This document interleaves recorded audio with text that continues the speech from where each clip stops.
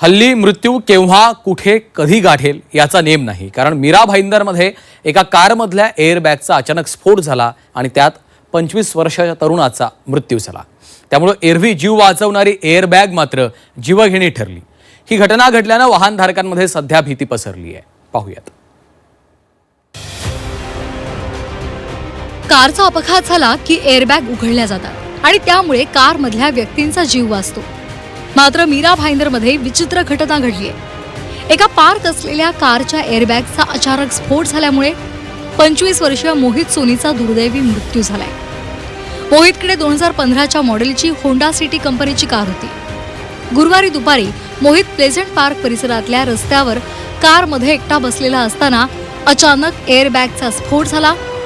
यावेळी एअरबॅगची कॅप मोहितच्या मानेवर जोरदार आदळल्यामुळे त्याला गंभीर दुखापत झाली। रक्तस्राव होत असल्यामुळे त्याला तातडीनं पालिकेच्या रुग्णालयामध्ये दाखल केलं।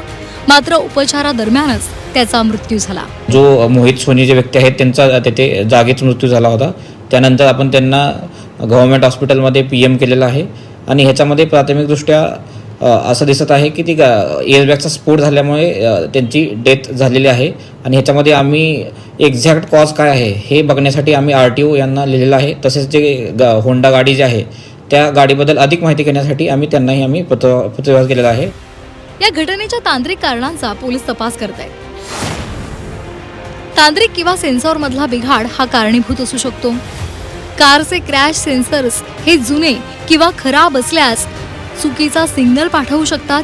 त्यामुळे गाडी उभी असतानाही एअरबॅग अचानक उघडू शकते। कारच्या डॅशबोर्ड खालील वायरिंगमध्ये शॉर्ट सर्किट झाल्यास एअरबॅगच्या इन्फ्लेटरला वीज प्रवाह मिळतो आणि ब्लास्ट होऊ शकतो।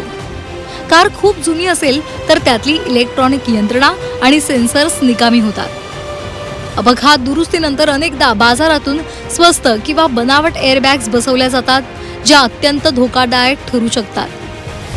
कडक उन्हामध्ये कार जास्त वेळ उभी राहिल्यास आणि आत दमटपणा निर्माण झाल्यास एअरबॅगच्या केमिकलमध्ये रासायनिक बिघाड होऊ शकतो।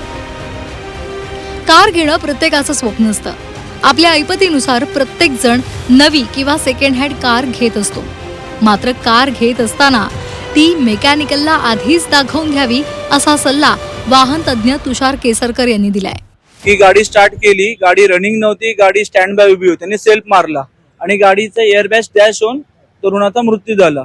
तर असं की गाडी कुठे इम्पॅक्ट नाही झाली आहे। इम्पॅक्ट झाली असती आणि डॅश झाली असती तर एअरबॅग फुटण्याचा चान्सेस 99% असतो। पण ह्याच्यामध्ये असं आहे की क्रॅश सेन्सर जो येतो गाडीला, जो इम्पॅक्ट सेन्सर म्हणतो, त्याची वायरिंग जर कुठे बॉडीला शॉर्ट झाली असेल राईट बाईटमुळे तर गाडीला करंट पास झाला, गाडी इग्निशन दिल्यामुळे बॅटरीकडून सप्लाय गेली आणि एअरबॅग ओपन झाल्यामुळे हा इन्सिडन्स झाला। बघा, लोकांनी काळजी ही घेतली पाहिजे की फर्स्ट मध्ये इग्निशन ऑन केलं किंवा कधी बोनेट खोला। जर तुमची 3-4 दिवस गाडी उभी आहे, रनिंग नाही आहे गाडी, तर तुम्ही एकदा बोनेट खोलून चेक करा कुठे राईट वगैरे कुठे काय फिरला आहे का, काय आहे का, त्याच्यानंतर तुम्ही गाडीला सेल्फ वगैरे। या घटनेमुळे कार असणाऱ्या आणि घेऊ इच्छिणाऱ्या प्रत्येकानं योग्य ती काळजी घेणं आवश्यक आहे।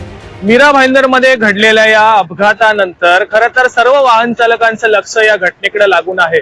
आपण खरेदी केलेलं वाहन हे आपल्या जीवावर उठू शकतं, त्यामुळे नागरिकांनी स्वतः गाडी खरेदी करताना विशेष काळजी घ्यावी असंच एक आवाहन वाहन तज्ज्ञांकडून व्यक्त केलं जातंय। प्रथमेश तावडे, झी मीडिया, मीरा भाईंदर।